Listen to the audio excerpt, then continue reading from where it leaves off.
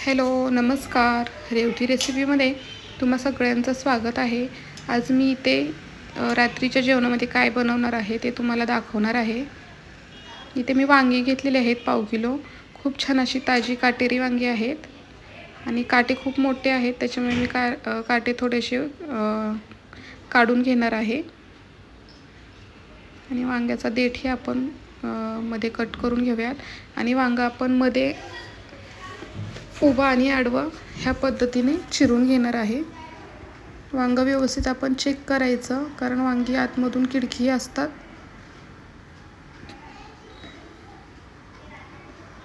हे बघा, खूप मोठे असे काटे आहेत, ते मध्ये कट आपण काढून घेणार आहे. आणि ह्या पद्धतीने मी सगळी वांगी चिरून घेणार आहे, उभे आणि आडवे कट मारून, आणि पाण्यामध्ये ठेवणार आहे. तोपर्यंत वांगी चिरून झालेले आहेत, तोपर्यंत मी आता भात घालते. इथे मी तांदूळ घेतलेले आहे 1.5 वाटी. स्वच्छ तांदूळ आपण धुवून एका गॅसवरती भात ठेवूयात आणि दुसऱ्या गॅसवरती आपण शेवयाची खीर बनवणार आहे.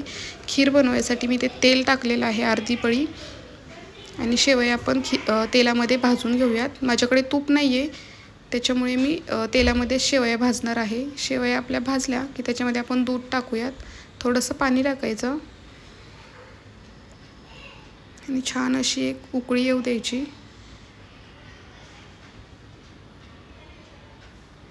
उकळी आली की त्याच्यामध्ये आपण साखर टाकायची, वेलची पावडर टाकायची, काही ड्रायफ्रूट्स आहेत ते टाकायचं, आणि अगदी झटकीपट कमी साहित्यामध्ये आपली छान अशी शेवयाची खीर होते. आपला भात आणि शेवयाची खीर तयार आहे. तर दुसरीकडे मी वांग्याचं कालवण बनवणार आहे. तर वांग्याचं कालवण बनवण्यासाठी मी इथे शेंगदाण्याचा कूट घेणार आहे. भरली वांगी बनवणार आहे. शेंगदाण्याचा कूट घेतलेला आहे. घरी बनवलेली चटणी टाकायची, हळद टाकायची, गरम मसाला टाकायचा, चवीनुसार मीठ टाकायचं, थोडंसं तेल टाकायचं आणि व्यवस्थित असं मिक्स करून घ्यायचं.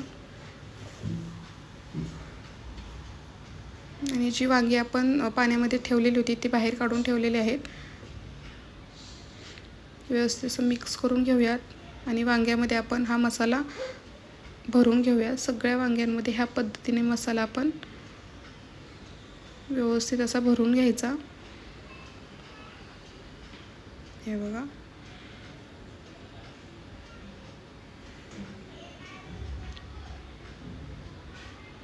मसाला आपला सगळा भरलेला आहे वांग्यामध्ये. इथे मी आता कढईमध्ये तेल गरम करायला ठेवलेलं आहे.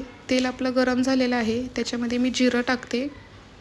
जिरं थोडंसं भाजलं की त्याच्यामध्ये आपण लसूण ठेचून घेतलेला आहे तो टाकायचा. 2 ते 3 मिनिटं लसूण आपण तेलामध्ये परतून घेऊयात.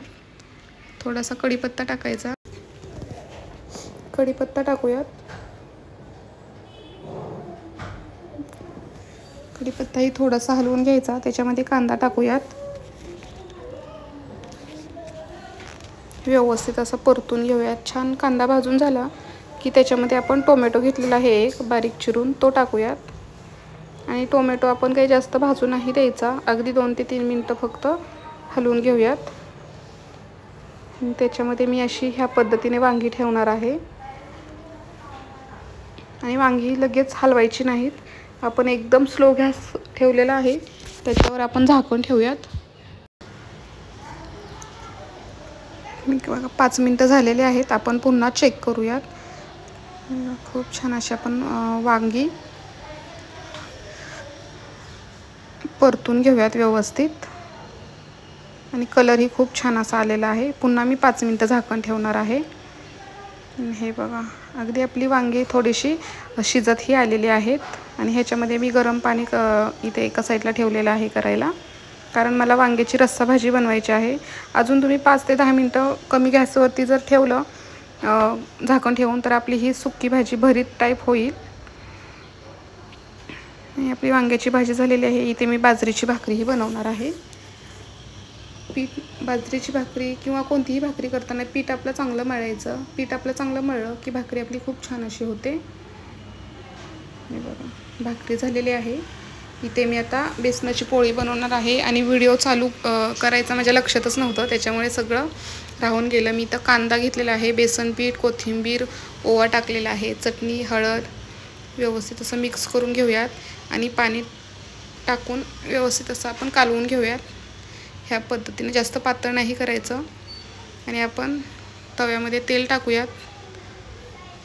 तेल गरम झालं की त्याच्यामध्ये आपण जे आपण मिश्रण केलेलं आहे बेसन पोळी बनवण्यासाठी ते टाकूयात. थोडंसं तेल कडेने टाकूयात आणि अलटी पलटी करून आपण छान असं खरपूस होईपर्यंत आपण बेसन पोळी भाजून घेऊयात. तर मी आज जेवणामध्ये बेसन पोळी, बाजरीची भाकरी, भरलं वांगं, शेवयाची खीर, भात असं बनवलेलं आहे. तर व्हिडिओ कसा वाटला तर तुम्ही मला नक्की कमेंट करून सांगा. आणि व्हिडिओ आवडला असेल तर चॅनलला माझ्या सबस्क्राईब करा, लाईक करा, शेअर करा आणि व्हिडिओ बघितल्याबद्दल धन्यवाद.